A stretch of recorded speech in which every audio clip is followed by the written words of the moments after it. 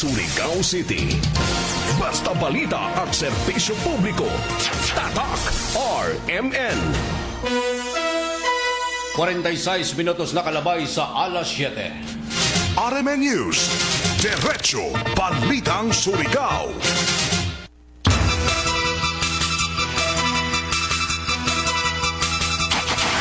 Sa Diretso Balitang Surigao, sa ngalan usab sa Tibok Pwersa sa RMN DXRS Surigao sa pagpangunas ng station manager, si Mr. Gaydol Pucho sa Masa Control, si J.O. Bataan og sa transmitter site sa Barangay Sabang, si Dudong Quijano ingon si Pearly Fernandez, kininyong radyoman sa RMN DXRS Surigao. Sama nyo kanulay Serbisyo Publiko Gerson Galotera Fuentes, welcome Dristo Panagiban Mangsama sa programang Diretso Balitang Surigao ning kabundagon ning Adlaw Huwebes. It's sa 26 na sa buyan sa Marso tuig 2026. RMN News. Diretso Balitang Surigao. Headlines. Sa uluhan sa mga nahipos nga balita, mabadjing nagpayuhot sa ginadili nga droga na dakpan sa gilunsad nga bypass operation sa mga operatiba ng Del Carmen Municipal Police Station. Fire drill gilunsad sa mga kawani ng Bureau of Fire Protection sulod mismo sa Caraga Regional Hospital.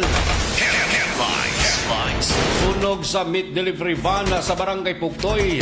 Girespondihan ng Bureau of Fire Protection padadyon ang gihimong pag-imbestigar.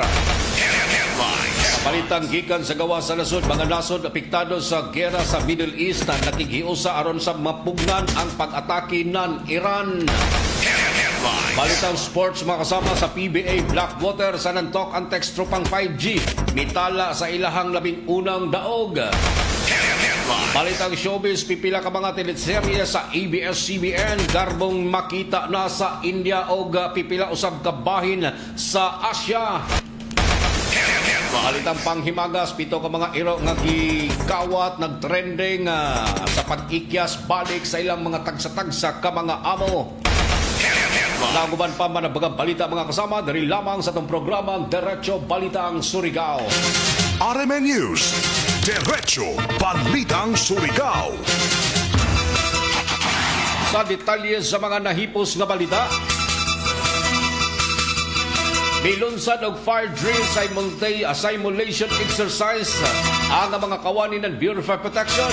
Kiniusa lamang ka simulation exercise on fire incident ang nahitabong pagresponde sa mga kawani ng City Fire Station, partikular na sa Caraga Regional Hospital kagahapong adlaw. Sumaya pa ni Fire Senior Inspector Eduardo Quinto Jr. na way angay nga kabayakan ang madungog nga alarma sunog gumikan kay usa lang kini ka fire drill aging pagsuta sa gipaspason nga pagresponde sa mga kawani ng Bureau of Fire Protection kung ugaling adunay alarma sa sunog. Gipanguyuhan kini ang mga aktibidad ni Fire Senior Inspector Eduardo Quinto Jr. kinsa gilunsad ang 3-day public fire education session din usa ang establishmento ng Caraga Regional Hospital ang tumong sa maong fire drill. Isip kabahin kisab kini sa programa na proper emergency response tagpasigarbo ni Quinto ang qualification sa mga kawani na on-time response sa natad sa firefighting. Dugang pa ni Fire Senior Inspector Eduardo Quinto Jr.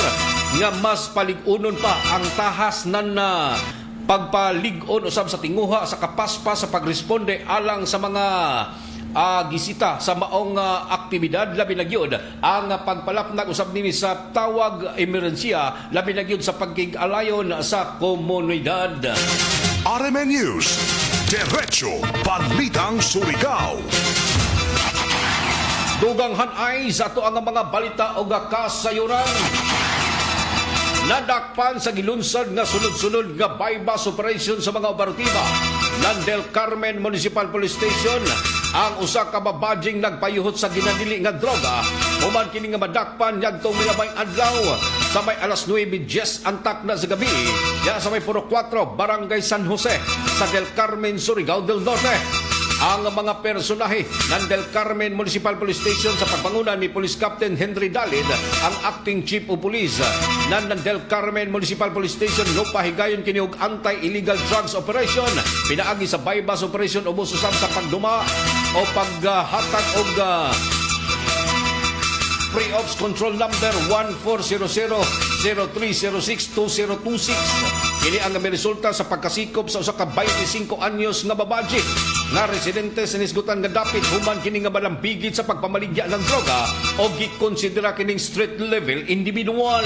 Ang maong suspect gipahibayog gid kini sa Miranda Doctrine o anti-torture warning sa dihang gidakop na kini sa mga operatiba na kumpiskar sa ijang posisyon ang usa ka gamay nga plastic sachet sa tagtuhoang droga mga kasama diin naglangko usab kini sa pipila usab ka mga drugs paraphernalias nga timbang og punto 15 gramos ug adunay street market value mo balor sa 1,020 pesos.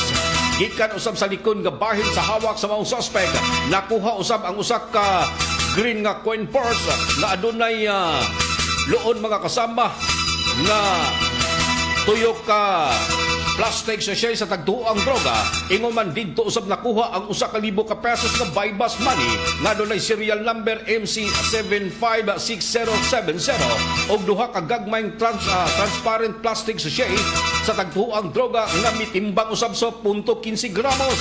Ang mga nakumpiskar nga mga ebidensya ang gihimo kining ebidensya sa pagdusog kaso pinaagi sa inquest proceeding dito sa korte sa kalapasan sa Section 5. Ingon man sa Section 11 sa Article 2 sa RA 9165 o Comprehensive Dangerous Drug Act of 2002.